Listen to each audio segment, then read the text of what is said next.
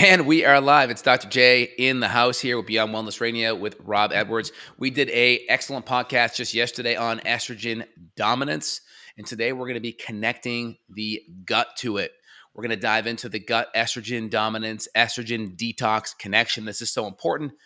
Many people have thrashed their gut health, and most people do not make a connection to your gut, the microbiome, or the estrobiome, is how it's now referred to as, and helping to detoxify your hormones. So, this is going to be a really elucidating podcast, really connecting the gut and hormonal health. So, really excited to dive into that topic here today. Rob, how are you doing today? Good. Yep. Talking a little bit about, first day we did iron. Yesterday we did estrogen dominance. And today we're going to talk about the detox and gut connection. So there's a lot to cover. And it's always exciting continuing doing research. I think I remember hearing one time that a scientist said, I'm not sure what's more amazing is looking through a microscope or looking through a telescope, because, Yes. the universe gets so much bigger the more you look into it. The more and more we look into the body, the more bigger and the bigger the universe is. And there's a lot of stuff to it, a lot of stuff to understand. So this will be hopefully a good one for you guys out there that are listening, that are trying to put pieces together that might be dealing with some hormonal issues. And, both Dr. Justin and myself, we both deal with both of those things worldwide. So let's dive in, man. Yeah, absolutely. I think it was Dr. Wayne Dyer, one of his books, he wrote, whether you look in the telescope or the microscope, they both lead to infinity. That was quite There you go. a I remember compelling that guy. That's old PBS. That's old PBS stuff. I know. That's Very cool stuff. yeah, man. All right, so we're going to dive in here. So we talk about the role of the gut microbiome and estrogen metabolism. This is important. We talked about phase 1, phase 2, and even phase 3 detoxification. We'll pull that up on screen in just a minute so you guys can visualize it. But essentially is the microbiome, or as known as the estrobolome, is the microbiome and the genes involved in helping to process estrogen detoxification. So what typically happens is you're going to have estrogens come into the body either via food and pesticides, plastics, hormones in food. It could even be through birth control pills, things like that. It may also come through the liver gallbladder. When we go through phase 2, phase 3 detoxification, which is the excretion phase, you're going to take estrogen metabolites that are conjugated. That means they have proteins bound to them so they can be easily excreted. Think of this as like handcuffs on the unruly guy at the nightclub, right? Yeah. Who's creating fights. That's the handcuff is the conjugated proteins on that estrogen. So as we go to excrete that estrogen, it goes through the gallbladder and the liver, and that dumps it back into the small intestine so it can go out the colon and into the stool, into your toilet, right? Because it's coming out the stool. And so once that bile and that liver excretes all that bile, again, bile is really important. What does bile do? It breaks down fat. And so what triggers bile excretion? Eating good fats. And so if we don't eat good fats, then we don't move that bile, and we have more likelihood to create stones and crystallization. So that bile is now full of toxins. It's also full of emulsifying compounds to break down fat. If those estrogens that are now conjugated go back into the small intestine, but we have this dysbiotic estrobolome present, that's going to take the handcuffs and put the key in them and unlock them, right? That's called deconjugation. So conjugation, handcuffs on. Deconjugation is handcuffs off. And so once that estrogen's back in, now it gets reabsorbed and goes back into the hepatic portal vein, back to the liver. And so now we're having to detoxify things twice. So now it's putting more stress on that filtration of the body and is requiring more nutrients to process them. So instead of excreting it via the kidneys, urine, and skin or sweat, now it's going back into the bloodstream and back into that hepatic portal vein and circulation.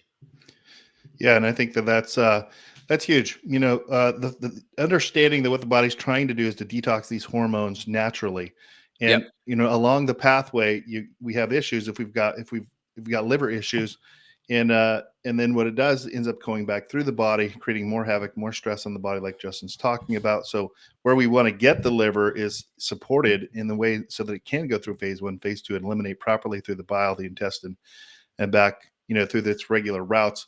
But usually if we have people that have, estrogen dominance, like what we've been talking about, or excess estrogen, they sometimes have trouble doing that. So they need support at the liver Hey, liver Rob, issues. let's do this. I got the phase one, phase two, phase three. Why don't you give the listeners a quick review? We did it yesterday, but let's do it again today.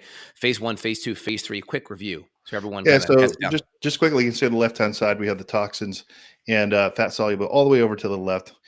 Those Mhm. come in as fat soluble phase one, and then what we can see if you just follow the arrow. So I'm going to just give a brief interview. Follow the arrow, and you see the water soluble. That's where it's changing, right? It goes from fat soluble, like Justin was talking about, and then it goes into more of a water soluble form, which makes it more. I don't want to call it dangerous, but it makes it more. Uh, it more easily can get around the body that way. It's no longer in its handcuffs. It's out of its handcuffs. Then what needs to happen is it moves over to this phase three, which goes down on this list. And you can see the idea is that it goes down to bile on one side, goes down to the intestines, and eventually the feces and the stools. And that's normal physiology, right? And then on the right hand side, it goes from the serum to the kidneys to the urine. Again, both of these are that's normal physiology. That's where we would want the liver to be at, in a functional, healthy mode. Yep. So think about it like this, right? We have our toxins. It's fat soluble. Imagine this is a frozen ice cube, right? Phase one is trying to take that ice cube and melt it, turn it into water. Now it's totally contained as ice, right? You have a small little ice cube on the counter. Imagine an ice cube on the counter. It's just there. It's totally contained. We need these nutrients, B vitamins, some amino Mhm. acids, some bioflavonoids, some antioxidants, and we take this fat soluble. This is the ice block, and we melt it. Now, once it goes from ice to liquid, now it's running all over the countertop, right? So this Right. can actually make it, right? It's more water soluble, and we create a lot more oxidative stress. Why? Because the water is now running everywhere. It's no longer contained to this one by one block. Now it's spread throughout the whole countertop. And so we need these important phase two nutrients to get the water up. Think of the phase two nutrients as the big microfiber rag that's going to Mhm. clean everything up. That's where all of the amino acids come into play: glutathione, NAC or cysteine, methionine, glycine, glutamine. This is where these kind of compounds are going to be required. And then, of course, the phase one, phase two antioxidants, vitamin A, vitamin C, CoQ10, very, very important. And then, okay, now the rag is now sopping everything up, but we got to throw it away, right? We got to throw Mhm. it in the trash. So imagine, right, when we have a lot of dysbiotic bacteria, we gather all this stuff up. We're soaking it up. This rag is now full of this water. We throw it in the trash. And imagine someone comes in and picks it back up and throws it on the ground. That's what's happening when we have all of this estrogen imbalance, where a lot of dysbiotic bacteria are present. That's taking what we just mopped up and put in the trash, and it's pulling it back out on the Yep. ground. Right? We're reabsorbing it now. It's back in our house, making our house dirty again. Does that help? Yeah, and I Go ahead. think what we see too is like, when we look at the liver and we look at all these different cofactors that are required to make phase one, phase two, phase three happen. I mean, we see this throughout the body. So, if you're short on vitamin A, C, E, copper, zinc, selenium, like this isn't the only job that these things do. They do a lot of other jobs as well. So I think Hmm. it's important to see the body in a global perspective that Yep. it we need to be able to digest these nutrients. We need to be able to detoxify. We need to be able to get this stuff outside of our body. In particular, what we're talking about is estrogen, getting that outside of the body. But you need to be able to have this support: B12s, B2, B3, B6. Glutathione. All of these things are necessary, and it's common that we find inside of our clients that they struggle in many of these areas. 100%. So the big things in to kind of highlight how the gut is impacted here. So number one, we have to have good bile flow. What if we don't have good bile flow? What if we're not eating good healthy fats? Remember, good healthy fats are requires the gallbladder to work and flow. So if we're on a low fat diet, or we're not eating good fats, we're not eating enough good fats, then we may not have good biliary flow. Mhm. If we're stressed in our gut, we need good hydrochloric acid to stimulate cholecystokinin, which causes the release of bile. So we need to have good hydrochloric acid levels, and that's going to stimulate and activate enzymes. And then that's going to Mhm. then that chyme, which is all this mixed up proteins and fats in the stomach, that gets released into our small intestine. That causes this CCK production, which is what stimulates the gallbladder to release. That's cholecystokinin, and then the bile flows. And so we need good acid to stimulate bile production. And then here, once it goes into our intestines, if we start to have dysbiotic bacteria, that can throw off and increase that beta-glucuronidase enzyme. That Mhm. glucuronidase enzyme is the key in the handcuffs that takes that conjugated estrogen and takes the handcuffs on it and puts it back into circulation. So instead of going in the feces and out the stool, now it goes right back to the liver. It goes right back over here. into phase one, because now it's going back into the liver. Except now it's no longer fat soluble. Now it's water soluble. So now it's going right back into the liver, but it's going through a water soluble route. So you see how that works? So it can definitely create some stress. And so the big things to highlight why the gut's so important, guess what? Look at all these phase two nutrients. Guess what Mm-hmm. they are? They're mostly all protein. So if we have low stomach acid due to gut dysfunction, we got a problem. If we have dysbiosis, right, that's going to affect the estrobolome. And there's studies on this here. I'll pull it up here in a second. But when we look at the estrobolome, they're talking about the estrobolome here and female positive breast cancer. But it's really interesting in how the collective genome, the metagenome, right? This is the estrobolome. This is the bacteria in the gut that's so important for estrogen detoxification, right? So important for metabolizing estrogen, right? Really important. So I just wanted to highlight there out of the gates.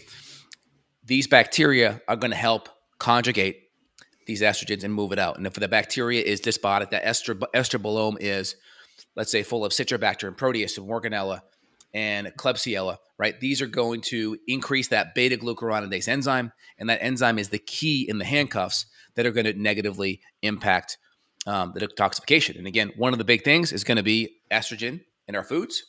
So if you're vegan, vegetarian, you're getting lots of phytoestrogens, or you're getting Mm-hmm. estrogens through plastics, or you're getting estrogen through excess soy. That's a problem. But also, guess what? What if we're consuming Roundup? Right? What if we have glyphosate or Roundup in our inorganic food? Well, guess what? Glyphosate was originally patented as an antibiotic, right? Mm-hmm. To be used as against a wide spectrum of microorganisms. Here's the actual patent number: U.S. patent number 7771736. So Roundup was actually glyphosate was patented as an antibiotic. And so if you're getting exposed to antibiotics via glyphosate, via conventional food, GMO food, you're going to be negatively impacting your microbiomes. That's one of the biggest ways that you can impact that estrobolome in a negative way and increase that beta-glucuronidase, which is going to make it harder for you to detoxify estrogen in your gut. Yeah, and that's all the entry points inside of your body. So whether we're talking your diet, what you're putting on your skin, what you're putting on your hair, the xenoestrogens to kind of just hit that a little bit further. There's so many different ways that this stuff can get inside of the body, and throw off the microbiome, throw off estrogen levels, and wreak havoc inside of us. So that's a key piece from a diet lifestyle perspective. Also antibiotic usage. Overuse of antibiotics can throw off the gut microbiome and create those same kind of dysbiotic issues. Yep. Create inflammation. Destroy basically the gut microbiome. Now you got to build it up. But a lot of people they don't build it back up. So if you've ever been on an antibiotic, or if you're on an antibiotic right now, you need to be on a good probiotic to rebuild over a period of, some people say 3 months, some people say 6 months, but you want to rebuild that stuff back up if you're a common antibiotic user. Yeah, and it's also good to be on Saccharomyces boulardii too, because there's common rebound fungal overgrowth that happens with antibiotic use, and things like Mhm. Saccharomyces boulardii can help crowd out some of that dysbiotic or some of that candida or fungal overgrowth that may happen as a rebound type of situation too. Yeah, and even on here, talking a little bit about the age, right? People's age, like our enzymes don't work as well. HCl is necessary, I think. I mean, what Bingo. would you say, like 30, 40? You give them about 30, 40 enzymes, HCl support. Those are all just kind of the basics. That's what I take. I think you take that stuff pretty much daily at this point, right? Yeah, I mean, when it comes to your gut, the older you get and the more stressed you get, hydrochloric acid goes down with age. And Mhm. hydrochloric acid, it's the first domino in the domino rally that gets your digestion going. So first is chewing, your amylase and your enzymes, chewing food up. That increases the surface area so acids and enzymes can work. Acids then lower the pH in the gut, 1 to 2. That pH then activates proteolytic enzymes, pepsinogen to pepsin. It also closes that esophageal sphincter, so you're not likely to get reflux. That food is all mixed up. That's called chyme. It should be acidic. That opens up into the small intestine. That triggers the pancreas to make a bunch of bicarbonate, brings the pH back up so you don't get a duodenal ulcer. It activates proteolytic enzymes from the pancreas, trypsin, chymotrypsin, lipolytic enzymes like lipase, and then cholecystokinin produced, which triggers the bile to come out. And that's where we're going to have bile to break down fat, but that's where we're going to have a lot of these conjugated estrogens come into the mix. And if we have lots of dysbiotic bacteria, that's going to take the key in the handcuffs and open it back up and allow these bacteria to come back. And again, it's that beta-glucuronidase enzyme Beta-glucuron, that's yep. produced by that dysbiotic bacteria that then increases the elevated circulating estrogens. And so it's putting more stress in the liver. And we know there's lots of estrogen-dependent cancers that are now at higher risk: endometriosis, potentially fibroids, Hmm. potentially, let's say dysplasia in the uterine lining. These are all going to be things that are at a higher level. And of course, you know, if we have lots of estrogens, these can increase fatty tissue growth, just make you more insulin resistant.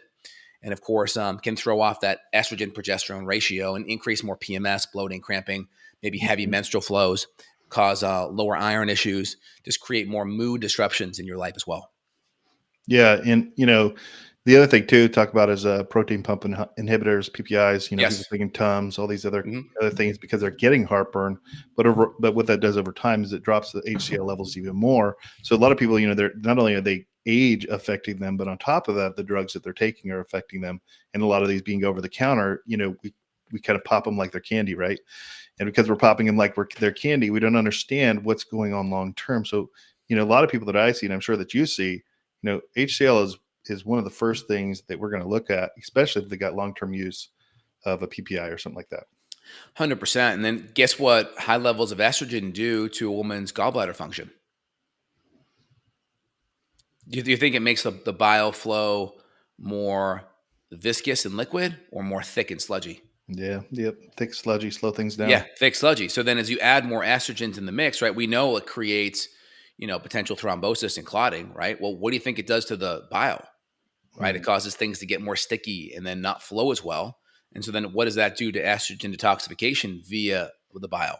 Well, Yeah, that's going to decrease that, right? can And so rotate you back see how around. it's this is why women are so prone, because as they get older, right, they're more likely to become estrogen dominant. They're more likely to be on birth control pills for a decade plus. And then you add in extra soy or extra plastics. You throw off the microbiome. And again, Yeah, people are talking, well, I haven't used a lot of antibiotics. Well, do you eat non organic food? We talked about the glyphosate originally being patented 10, 20 years ago as an antibiotic. So right. you could be getting, micro doses of antibiotics in your food just via glyphosate or Roundup. And so that's, important way to look at it. And can guys be affected? Yes. I mean, obviously they don't have a cycle of hormones like women do. So they're going to be more impacted via their mood and fertility and fibroids and endometriosis and different estrogen issues, breast cancer, things like that. But guys can increase their fatty tissue. As they get more fat tissue, it's this vicious cycle of the fat actually produces estrogens. The estrogens now start to inhibit the LH in the brain. LH is what talks to the testicles to make more testosterone. And then you get less testosterone, and it's this feed forward mechanism. And then if you start adding in more carby foods, more insulin via grains, via processed flours and sugars, guess what happens? The upregulation of aromatase, that's the enzyme that causes testosterone to go to estrogen. So then guys get more estrogen, Yep. gynecomastia, breast tissue as well. So you can see guys can still be affected by this. So if you're a guy listening, yeah, this whole estrobolome, microbiome, gut, liver situation, mechanism, you're still being impacted as well. Well, I think the other thing to think about is like your kids, right? So children, in particular, with all these xenoestrogens and everything else that we're talking about, especially for men, right? Because physiology takes time, right? You get gynomastia, for example, or man boobs, right? That happens over time, right? And it's not something that just happens. You start eating xenoestrogens and it happens in a couple of months. It happens over time. So you can help out your kids even as they're getting older by, hey, let's start to reduce these things. Take care of our water sources. We use a good Berkey. I think you got a full house hydration, like reverse osmosis system, right? Yeah, RO and a whole house carbon. Yeah, using glass Tupperware or whatever. I don't think it's called Tupperware. What do you call it? Just glass. Pyrex. Pyrex. There we go. For your food. So reducing the amounts of estrogen exposure, and those are mimickers. They're not direct estrogen, but they're mimickers of estrogen going throughout the body. But yeah. 100%. So just kind of recapping here, we talked about the estrobolome, we talked about the gut microbiome diversity and how that impacts recirculating estrogens. We talked about what that can cause and how that can cause a whole bunch of issues regarding fibroids, endometriosis, PMS, right? Endometrial hyperplasia. You can even add in PCOS, and of course that can affect brain fog, that can affect the heart. So a whole bunch of different things that can be impacted. And again, get the diet on track, right? Whole foods, good protein, good healthy cruciferous foods. A lot of your cruciferous foods, Brussels sprouts, broccoli sprouts, your healthy green leafy greens are going to have a lot of these sulfur-rich compounds that are going to help with estrogen metabolism. Yep. Supplement-wise, we may add in things like DIM, indole-free carbinol, calcium deglucarate. You may add in different binders. Think of binders as an additional way to put a straitjacket on this despotic bacteria. Whereas this estrogen, as it gets released via the bile back into the gut, and let's say that beta-glucuronidase enzyme is there to open the handcuffs up, some of these binders will go in and put an extra set of handcuffs on it so we can escort it out better. We want to make sure we have good gut motility. So if we're chronically constipated, going longer than 24 hours having a BM, that can really increase the risk of reabsorbing a lot of these compounds. We want to be very, very careful with that. And then we talk about the different estrogens, right? We have, three major types of estrogens. We have E2, or I should say we have E1, E2, E3. These all get broken down. That's estradiol, estrone, estriol, but these get broken down into different metabolites. We have 2-hydroxy estrogen, 4, and 16. And so the 2-hydroxy estrogens tend to be the weaker type of estrogens, right? These are the more good estrogens, right? They're going to promote less cell proliferation, and these are easily excreted by the body. So we have our 2-hydroxy. We have our 4 and 16, 4 being the bad. These can cause DNA damage. They can lead to mutations in cancer. These can be a little bit harder to neutralize. And then we have our 16, which are going to be more potentially risky. And so if you have hormone issues, one of the tests that we like to look at the hormone metabolism is we'll look at actual Dutch test, which will give us a window into some of the metabolites. Let me show you guys what that looks like here. Of it as a red, yellow, green light, right? The three that you were talking about, 2-hydroxy being green, 4 being red, 16 being yellow. Yep, 100%. So when we go look here, we can see someone's cortisol rhythm. We can see where it says this person's lower and flatter at the end of the day. You can see their cortisol levels. They're very low on the total cortisol. You can see their DHEAs in the tank. Now, this sample patient here is in their mid to late 40s. So this is important because this is perimenopausal time frame. This is where the backup battery of the female hormone system is the adrenals. And guess what? DHEA is going to be an important player at producing the building blocks. Hey, Justin, can you just show the audience, how to differentiate between that cortisol pattern? Which one's the patient? Which one's the marker that the test?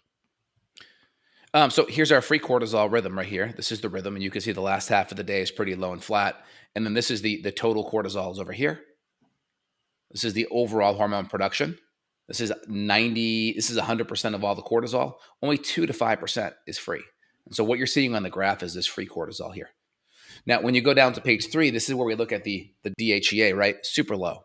And the DHEA is going to be a building block upstream. You can see it goes pregnenolone to DHEA. And then DHEA can in females, it'll preferentially kind of move to the androgen side over here. So this is your estrogen 1, estrogen 2, estrogen 3. These are your 3 major estrogens, okay? So DHEA is important. So this person's at 9. If you find the reference range here at the bottom, so age 60 is 20 to 150, right? So this person's in their late 40s, and they're already outside of the 60-year-old range. So you can see we call that, a backup battery is on, it's depleted. It's not charged. So when the storm comes and the power comes out, i.e. going into menopause, you're not going to have the hormones to support you, right? So that's what we're seeing here. Now, we talk about the estrogens, right? So E1, E2, and E3. Estrone, so you got the 1, the last 3 letters are the number 1. Estradiol, right? The prefix di, di for 2. And then estriol, TRI, that's E3. So we'll call them E1, E2, E3. So you can see how they get metabolized. So we talked about the good estrogen is 2-hydroxy. So you can see here 2-hydroxy. Pretty easy to get metabolized through methylation and the catechol methyltransferase involving B vitamins, involving sulfur amino acids. Then we have our 4-estrogen. So we talked about 4 being potentially bad. Why? Because it can go down and create DNA damage right here. Not detoxified, can create DNA damage.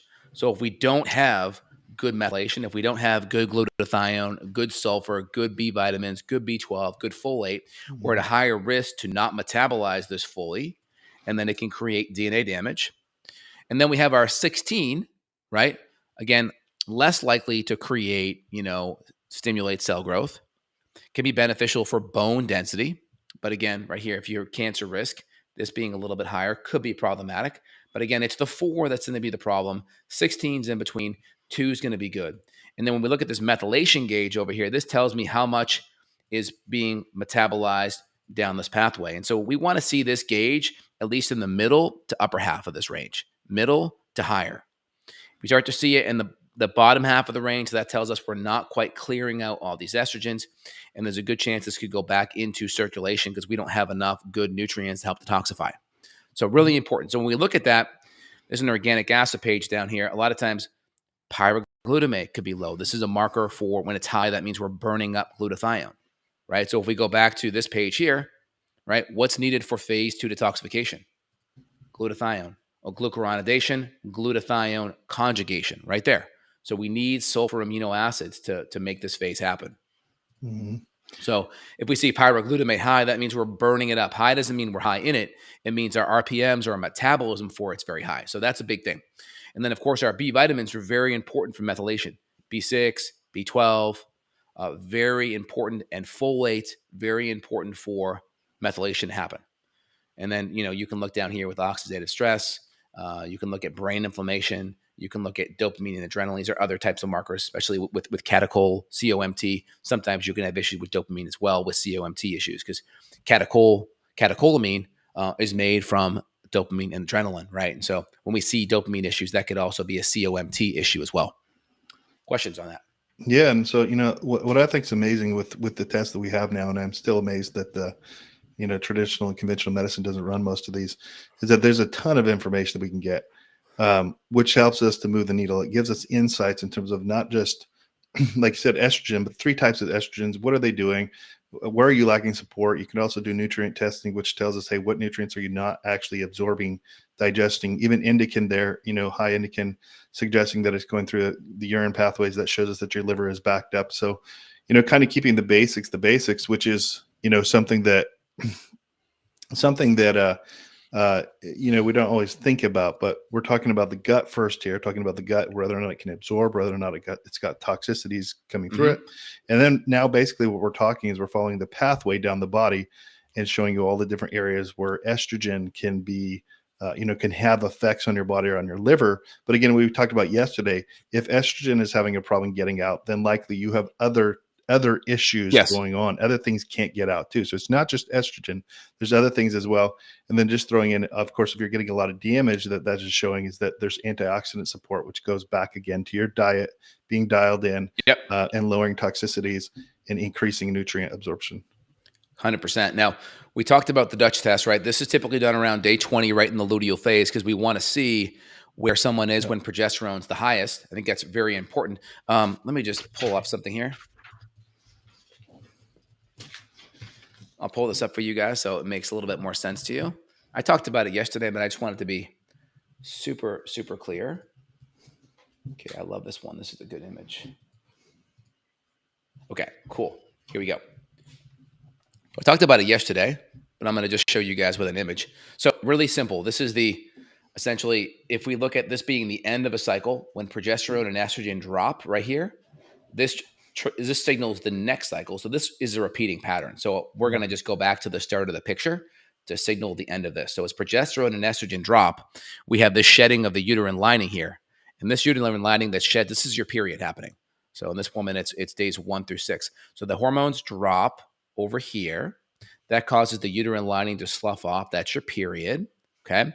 And then the next thing we're going to see here is we're going to see FSH levels. This is the blue line right here, start to rise. As that FSH, that's your brain talking to your follicle, right? Soon to be egg. Here's the follicle starting to grow down here as this blue line starts to go up. As that follicle starts to grow, this little pink line starts to increase. This is estrogen. As that pink line starts to go up, that triggers LH over here. And then LH then triggers this green line, which is progesterone.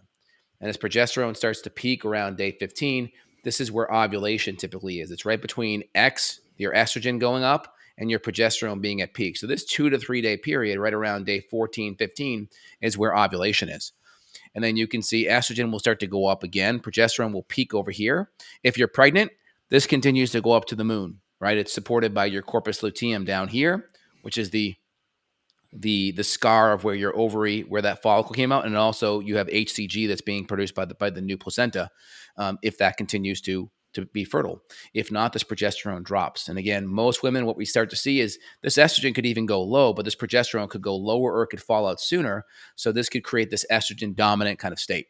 right? And so we'll look at where this progesterone is in the luteal phase. We'll look at where estrogen is as well. We want about a 200 times more progesterone than estrogen in general. That's a pretty good rule of Hmm. thumb. But this is the typical monthly cycle. Now, if we're going to test how that looks, we can even use a simple blood spot where we're looking at serum. This is important. So if we look at E2, this is estradiol. This may measure at pg per ml, right? But then we have progesterone. That's going to be ng per ml. All right. And so to make these equal, we have to convert the ng to pg. So progesterone's at 20 ng per ml. We have to multiply it by 1,000 to make it equal. So if we have progesterone at 20, we multiply it by 1,000, that equals what? 20,000 pg per ml. So we have 20,000 right here. And then we divide it by the estrogen, let's say is at 200, right? Or 100, right? Let's say it's at 100. So we do 20,000 divided by 100, and that gives us a 200 ratio. And so 100 to 500 is the general range. So closer to 100 is estrogen dominance. If we're at 200, that's pretty good. So you can easily take the progesterone, multiply it by 1,000, and then take your estrogen number, put that on the bottom. Here's your estrogen over here at 100, and then you get your ratio of 200. So that's a good way of doing it. There's a website down here. I'll give you the website right here. We'll put it right up. Pretty straightforward. You could easily do this same math right over here. If your progesterone right here is ng per ml, take the 20, and if your estrogen, I think we said was 100, there's your ratio of 200 to 1. So you can do one of these estrogen calculators right here. Hmm. So that's a good kind of backup option. So you can look at your estrogen here. We can look at our estrogen here and how it's being metabolized, E1, E2, E3. We can look at the healthy estrogen in the 2, the unhealthy in the 4, and then the potential in between in the 16. We can look at how it's being metabolized via this 2-methoxy, 2-hydroxy estrogen pathway. We can look at our methylation markers here via B12, via B6, via folate, via glutathione. Okay. And then we can also, if we decide, do a blood test right at the middle of luteal phase, right around day 20-ish, 19 to 22. And we can do our progesterone and we can divide it over our estrogen. And that can give us a pretty good ratio and see where we're at between that 1 to 500 range. Closer to 100 is estrogen dominant. So hope that makes sense. Just want to give you guys some good understanding of how we look at this clinically. I know it can be a little bit confusing when you're in the trenches and doing it every day. You get used to it like anything else. But I just want to give you guys a way to, okay, we talk about estrogen dominance. You feel these symptoms, but how do we know, right? How do we Hmm. know? And Yeah. sometimes that can be the question mark. And I want to give you guys some good ways that we can test it, assess it via blood and via a comprehensive urine test as well. Yeah, and we're stacking information, right? So it's like what you guys come in with in terms of symptoms, what you're struggling with. You might think, well, it's this. This is what's causing my, mood swings, or this is what's causing my anxiety.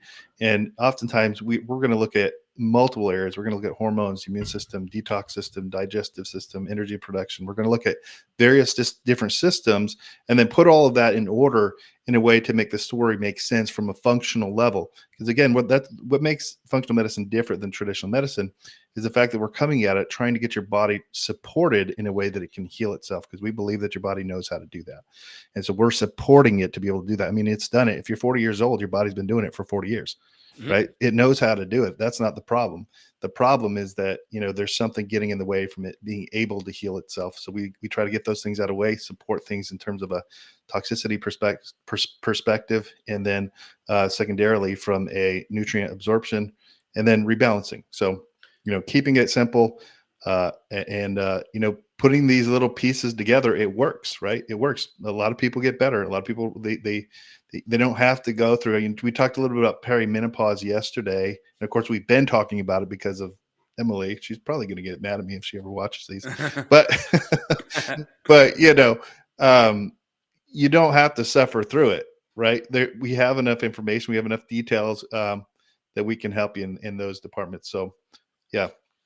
100%. And so just to recap, because it's really easy for women to say, well, am I perimenopausal? Do I PMS? Yep. Usually perimenopause is you're a cycling woman, but you're starting to have menopausal symptoms. So the big one could be just starting to miss a lot of cycles. You're Hmm. skipping cycles a lot.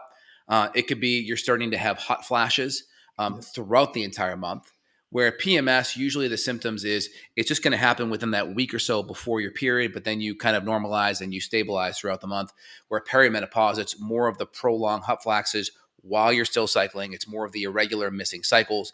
And you can start to experience some of these, common menopausal symptoms during your cycle throughout the entire month. You may start to have hair, collagen, elasticity issues, could have libido issues. Yeah. But with cycling women, you can still have the same issues. But usually it's going to be more in that week before you menstruate, the timing thing, where perimenopause is going to be more throughout the entire month. So that's kind of because I see a lot of women today, even in their 20s, that have lots of PMS that could fall under that perimenopausal umbrella. How do you differentiate it, right? So just to kind of think about it, thoroughly. Well, So oh, go ahead, man. go ahead. No, go ahead. You're good. I was going to say 100%. I think with Emily as well, because here's the thing: I'm not necessarily totally convinced that that's where she's at, right? Because there's other things to look at, right? There's thyroid function, there's other hormone issues that can create similar issues. But the general, let's put it this way: the traditional system has said that she's in perimenopausal. I don't know that I necessarily believe that, because hormones, they all interact with one another. It's a big universe. They're all talking to one another. You're lacking somewhere, over here, and you think that that's the issue. It's your issues, your thyroid. It's like, well, the issue's not your thyroid. The issue is actually your gut.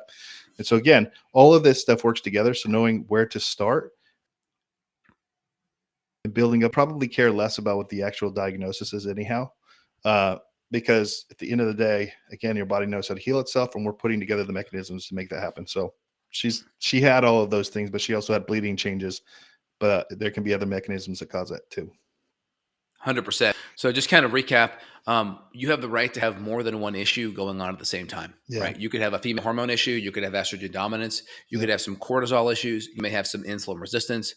You could have some low thyroid or thyroid conversion problems.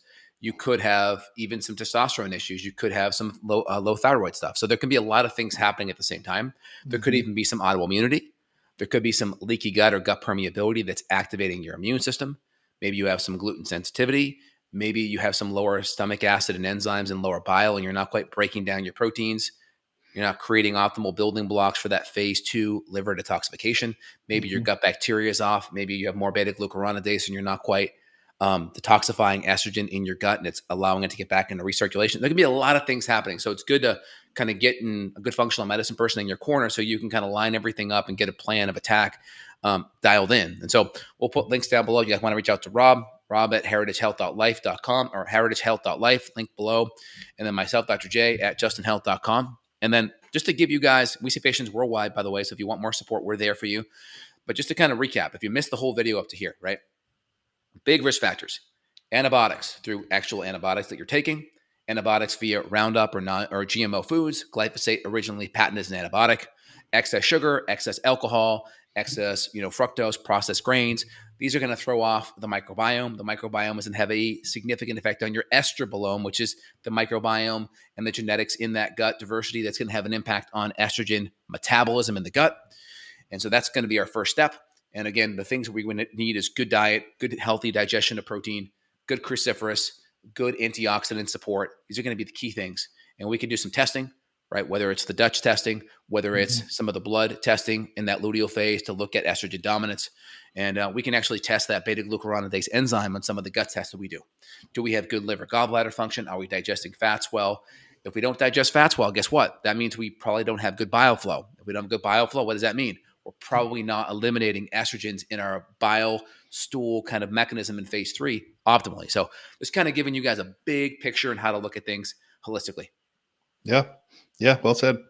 Um, yeah. The labs, organic acids, gut lab, GI map, Dutch. There's various different things we look at that give us a wider picture into what's going on and lets us know how we can kind of hit it out of the park for you guys. So, Yep. yeah, this is a great one. All right, excellent. Good conversation. If you guys enjoyed it, please share with family and friends. A lot of people out there, they don't really talk about the estrogen dominance or the gut connection. It's typically, hey, I have these symptoms. I go to my conventional MD or my OB. Maybe they put me on a birth control pill Yeah. to stabilize these symptoms and actually give me more estrogen, right? But they at least stabilize the level so it's not bouncing around. Or maybe they give you a levonorgestrel progesterone IUD, whether it's a Mirena, a Kylena, or Skylar. These are different progesterone IUDs. And so maybe they're going to give you that. Now, they're synthetic progesterone, Well, the problem with those is they put them in and set it and forget it for a couple of years, and then your progesterone just drips throughout the entire month. Well, the problem with that is that's not how normal physiology works. The picture I showed you, progesterone goes up the last half and comes down. If you just keep it, steady the whole months at a time, years at a time, that could definitely throw off your hormone cycle. That's why women that are on those things just kind of drip and drip and drip. They don't have a good, healthy cycle, a good, healthy sloughing off of that uterine lining. So definitely be careful when it comes to a lot of hormone interventions that don't kind of facilitate that natural shedding of that uterine lining. Yeah, we like how things were created in the first place, right? So we're trying to support that, and that goes a long way. Hey, just a quick question. I know we're streaming. Are do the comments that people make, do they show up on your actual video, or if they have questions, do they need to go to the live video? What's the best way for them to ask you Yeah, just questions? put them right in the comment section of the video. That's the best way to do it. We'll take a look at it, make sure we respond, and make sure you guys share with family and friends. We appreciate you guys getting the word out. All right, great, man. All right, have a good day. Take care. All right, take care, guys.